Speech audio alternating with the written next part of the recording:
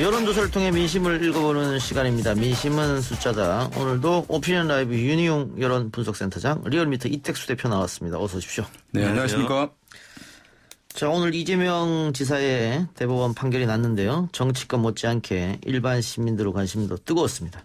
오늘 결과로 당연히 대권 지형에도 변화가 있겠지요? 예, 지금 이제 이낙연 의원이 뭐 압도적인 이제 1위를 달리고 있는 그런 상황이고, 이제 이재명 지사가 이제 2위. 그다음에 이제 보수에서는 이제 윤석열 총장. 나머지 이제 좀 약체인 이제 후보들인 상황이어서 여권만 놓고 본다면 1강 1중 다약 구도라고 정리를 할 수 있을 것 같아요.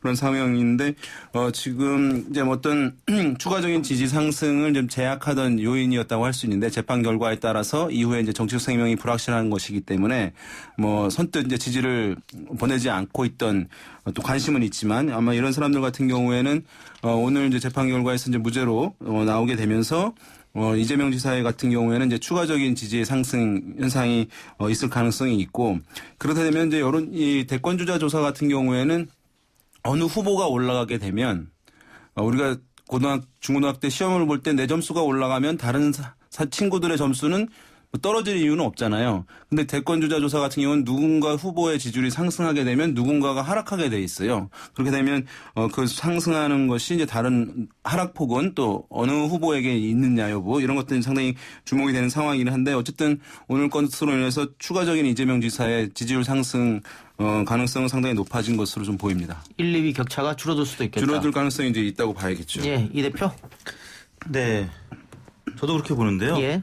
지난 6월 말에 리얼미터가 발표한 1, 2위 격차는 한 15%, 예. 그리고 이제 한국갤럽이 이후에 발표한 조사 결과는 한 10%포인트가량, 그리고 또 한 자릿수로 좁혀진 조사 결과도 있었습니다.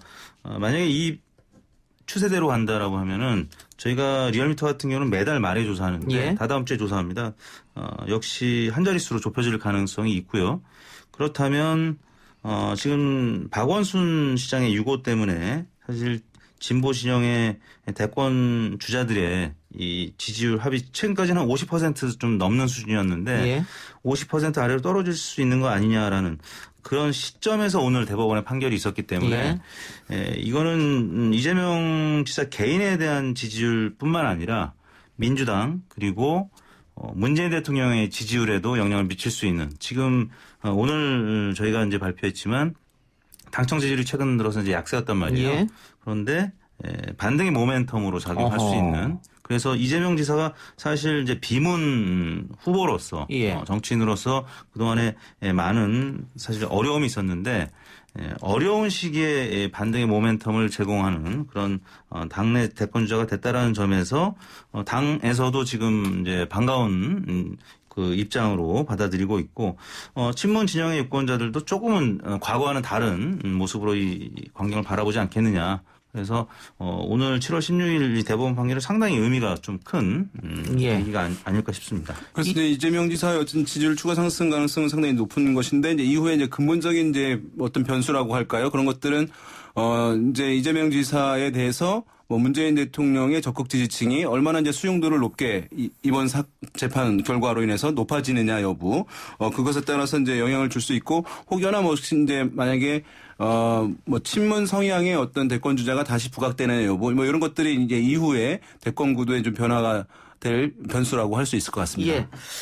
아까 이택수 대표가 반등의 모멘텀이라고 말씀하셨는데, 그러면 이번 이재명 지사의 재판이 여당 지지자들을 결집시킬 수 있는 계기가 됐다, 뭐 이렇게 분석이 되는 겁니까? 그렇죠. 만약에 이재명 지사가 오늘 대법원 판결에서 파기환송되지 않고 지사직을 상실하는 판결이 나왔다면 여권 전체의 파이가 줄어들고 무기력한 모습, 가령 이제 문재인 대통령 지지율도 40% 초반으로 떨어질 수도 있는 상황이었고요. 민주당 지지율도 30% 중반까지 떨어졌는데, 이 미래통합당 지지율과 오차 범위 내로 좁혀질 수도 있는 그런 상황에서 이번 판결이 나왔기 때문에 이재명 지사의 그 관련된 판결이 상당히 반등의 모멘텀이 될 수 있다는 건 분명해 보이고 예.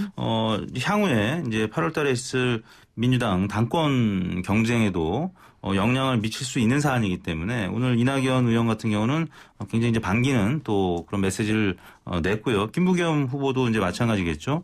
그래서 당분간은 이재명 지사의 이 판결이 일종의 컨벤션 효과 또 나아가서 밴드웨건 효과 쪽으로 작용할 가능성이 있어서 큰 위기에서는 일단 벗어나는 그런 계기가 됐다 이렇게 일단 당장 수 있을 것 같습니다. 여당에서는 이제 이 오늘 재판 결과로 인해 가지고 바라보는 것들이 뭐 중장기적 효과로는 이제 아까 말씀하신 대로 이택수 대표님 그런 이제 예상들이 있을 수 있겠습니다만은 당장은 여권에 지금 집중되어 있는 여권에 몰려 있는 이제 잇따른 악재들 이런 부분들이 사실 이제 미디어를 통해서 대중들 유권자들에게 전달되는 이제 이 흐름 국면에서 이재명 지사의 재판 결과가 이제 여러 이슈들로 이제 분산시키는 효과, 뭐 여권에 몰리고 있는 그런 악재들을 다소간 이제 약화시키는 뭐 그런 이제 효과들 때문에 다소 이제 또 기대감을 갖고 있었던 것으로 보입니다. 예.